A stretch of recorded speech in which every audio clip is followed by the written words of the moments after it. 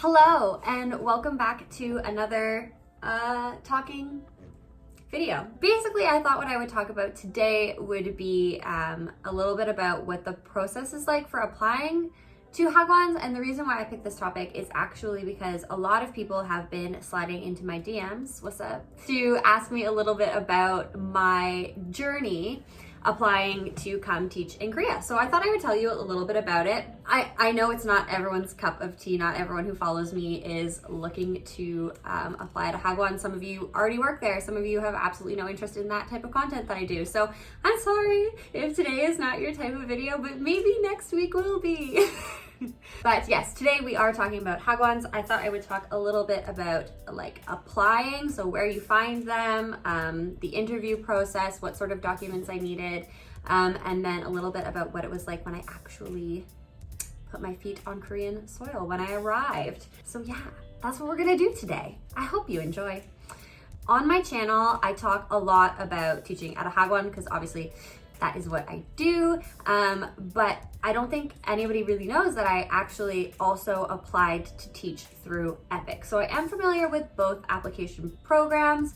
Epik obviously is the English program in Korea, and it places you with a public school, and you usually teach elementary level children. As a first year teacher at a Hagwon, which is a private academy, I teach kindergarten, which is very common for first year teachers as well. There are also other Hagwons that teach older levels, but it seems like most people get placed in a kindergarten when they first arrive. Actually, the first time I tried to apply to come teach in Korea, I applied through Epik, and it was an epic fail. Basically, I had started all of the documentation that I needed. I had started getting my certificate to teach English as a foreign language, and then Epik closed the application deadline early. I was burned by that first Epik experience, which is 100% my fault because I did not read that on that timeline, the deadline could change. So the second time I actually applied to Epik, I was much more prepared, A, and B, I was hedging my bets because I had started to learn more about Hagwon. So I was always constantly on YouTube researching videos like the ones that I do now to learn about what it was like to be a teacher in Korea. And I started to hear more and more about Hagwons, and I was getting a little bit intrigued. It was nice to know that in a Hagwon world, I could have one of those jobs that was like an evening job, which would have been fine with me, and could teach, things like essay and debate, which I would have really liked to have taught. So I was waiting around for my interview from Epik, and then finally my Epik interview happened. And I'll be honest with you, it was strange.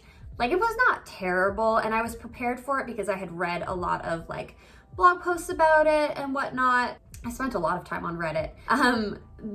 That essentially they were gonna log on, probably tell me that their camera was broken, which was exactly what happened. And, ask me a lot about my lesson plan and my teaching style and about like some situations. There's sort of, I guess, this list of questions that they go off of. I'm not gonna lie, it was a relatively difficult interview as someone who had never taught before. I was coming from a corporate background and it was intense. I had only done, a couple of months of a TEFL certificate. So that was very nerve-wracking for me, but I did actually make it through the interview. They told me that I had successfully passed the interview and to gather the rest of my things up and to wait for confirmation of my placement. And so it was December, and I had sent all my stuff to Epik, and I had been flirting with the Hagwon. I'd been flirting with maybe going over to a Hagwon, and I had also given notice on my apartment. Basically, I was gonna have nowhere to live as of December 31st, and I still hadn't heard back from Epik. I knew I had a job, but I didn't know where. And to be completely honest with you, if they had placed me in the middle of nowhere, I probably would not have gone. But that's, an alternate reality. So I was getting really nervous, and I was babysitting one night, and I was like, you know what? Screw it. I'm gonna apply to Hagwons too, because why not? literally went on Dave's ESL Cafe. I applied to every job that had the word Seoul in it, Seoul or Busan. I applied to both. And the next day I woke up with a reply from every single one of those jobs. I think at one point I was balancing 7 recruiters. I did a bunch of phone calls on the first day, like on Saturday, they were calling me with all the recruiters to talk about what I sort of wanted and what was available, what they had. The one thing I will say is that I wanted to teach older students. I wanted to teach middle school students because I wanted to teach more what I would call like literary English, which is not a thing. It's just a thing that I've made up in my mind. But I wanted to read novels. I wanted to teach literary devices. I wanted to write essays. I wanted to do debate class, things like that. And basically what I was told was that if it was my first year teaching, I was going to be run over by these children, which I actually appreciate them telling me that because I do believe that they were right. But essentially they sort of pigeonholed me into kindergartens, all of them. So then they started setting up a bunch of interviews for me. While all of this was happening, I did actually do one direct application. So there was one job that I had replied to that was a school that was looking for a teacher as opposed to working through a recruiter. If you can direct apply to a school, that would be my preference. With a recruiter, yes, you have a person there to help manage the relationship between yourself and the person who's hiring at the school, but and negotiate for you, etc. But just remember, when you're working with a recruiter, there are plenty of nice recruiters out there, but at the end of the day, you are not their client. Their client is the school. The person who pays them is the school. They are providing a free service for you. They will always take the school's side, or they may match you with someone who is like not as good of a match for you as you wanted. No one's out to get you, but they're not always 100% on your side either. So I am actually very happy that I did end up going with my school. So basically, in the process of applying through all of these recruiters, I had maybe at the end of the first night, like 24 hours later, I had already spoken to 6 or 7 recruiters, and I had like 9 interviews lined up for the next week, which to me is just like insane.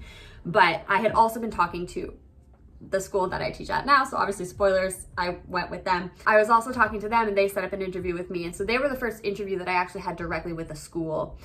It was a lot different than my Epik interview. I think potentially that's also because I was more comfortable in my second teaching interview because I knew more about what I was doing. Also, I think because a lot of Hagwons have a very specific teaching style or curriculum and lessons or books already planned out for you, they kind of quickly audit whether or not you can do it. They're like, okay, does she take instructions well? Like, is she going to be able to pick up this material? Is she a good listener? And basically that's what you need to be. After that, it's all a character match. Oftentimes, you know, they want to know about like how you are with kids, and do you have any experience with children?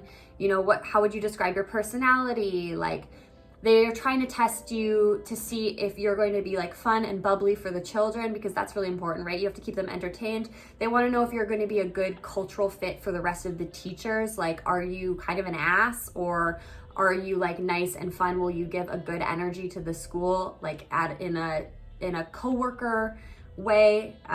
They'll also kind of see, you know, what you know about Korea. Why did you choose Korea? Are you coming with the intention to, you know, basically have a year off and party, or like, are you genuinely interested in coming here for like the right reasons? Obviously, if you come here to teach children, your priority should not be the partying. Partying is a perfectly fine secondary priority, but you know, they want to make sure that you're coming with a clear mind about what your responsibility here is, which is first to the children, second to your fun Korean adventure. And if you sort of check all those boxes, it's pretty darn easy to get a Hagwon job, in my personal opinion. So I interviewed with them, and then an hour later they sent me a contract and said that they were interested in hiring me, and then gave me 72 hours to reply. In that time, I pissed off a bunch of recruiters because I didn't like any of the schools that I interviewed with. And then basically when the clock was about to strike midnight, I pulled the trigger and I decided that I waited right until the end, but then I decided that I wanted to go with my school. So I signed and returned the contract, and that was it. That's basically the story. And so after I interviewed with the school, I sent all of my documentation, which was actually less than what was required by Epik.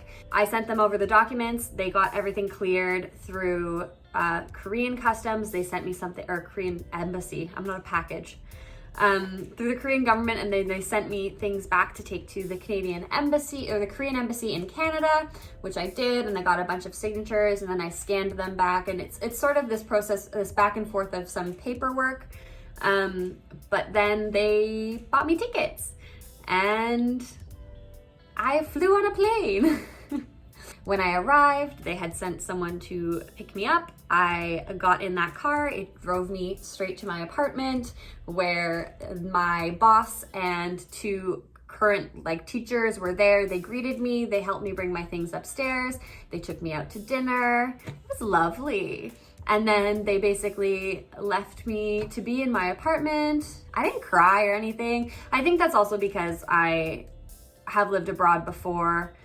No, I was fine. I was like, okay, cool. My apartment was furnished. I mean, most of that I've thrown out now and replaced with other things, but it was furnished when I got here. And then we had one day of training. So this is the thing that is definitely different than Epik. When you come here with Epik, you stay in a campus altogether, and you have a week of training. I think, unclear. I don't remember. I had one day, and then I was supposed to start teaching the next day, was essentially what happened. I was supposed to train one day, and then on a Sunday, and then start teaching on Monday. Obviously, COVID stopped that from happening, but it's a quick jump into things if you do teach with Hagwon here. Wow, I really can't get my thoughts organized. Even when I write them down, they still come out in a weird pile of words. But anyways, that's everything for today. So please don't forget to like, comment, and subscribe. If you really enjoyed it, don't forget to hit the notification bell. If you have any more detailed questions or you want to slide into my DMs, go ahead. Have a great day. I have nothing else to say. Bye.